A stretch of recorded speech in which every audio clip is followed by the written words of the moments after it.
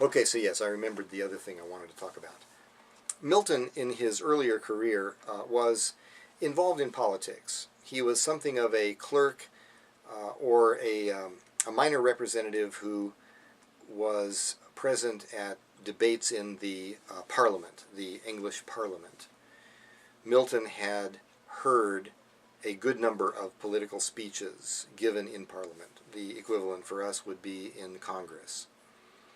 And so he knew the practices of political rhetoric, political speech making, and he drew upon his knowledge of political speeches in presenting the debate in hell, the debate in the hellish parliament called Pandemonium, and does a fantastic job of portraying the subtle manipulations of language that people can use when they're trying to persuade other people to adopt a certain point of view on some subject.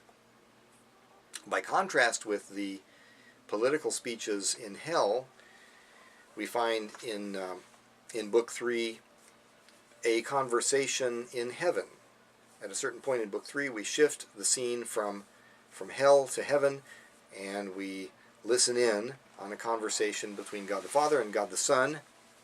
The God the Son not yet incarnate as Christ, and they are fully aware of Satan and all his plans. Satan may think that he's completely removed from God, and God can't hear him. There's no place in the universe, Milton would say, that God isn't present, and so Satan's plans in hell for the revenge against God are all completely openly known by God. And so God the Father and God the Son are discussing, what are we going to do about this guy? He tried a rebellion, it was ridiculous. We threw him out, threw him down to hell. There he is down there plotting his little revenge. You can tell they're not troubled one bit. They have a plan that is going to take every effort that Satan and the devils or demons of hell try to launch to do harm to heaven, to God, or to mankind.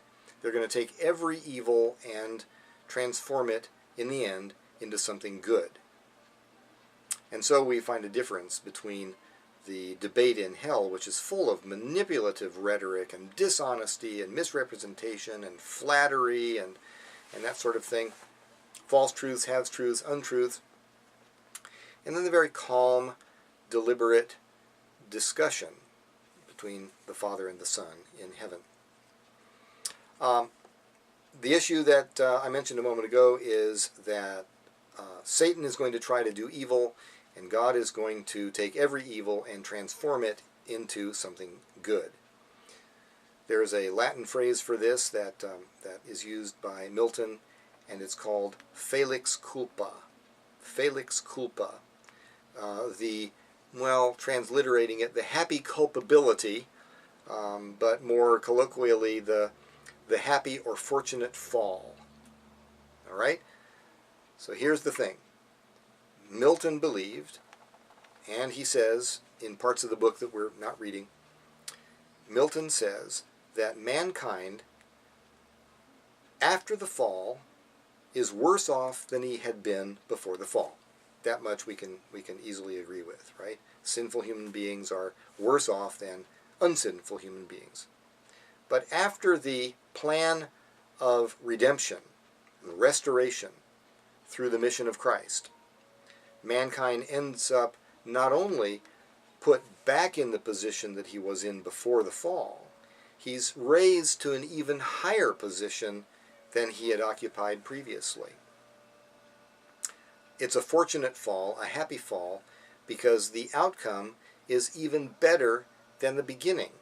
And, paradoxically, ironically, it's because of the fall that mankind redeemed is in such a happy state afterwards. So I guess you might say that, one way of saying this is that the world is an evil place. It's not nearly like it was when it was the Garden of Eden, the perfect garden, but heaven is even better than the Garden of Eden, an even better place.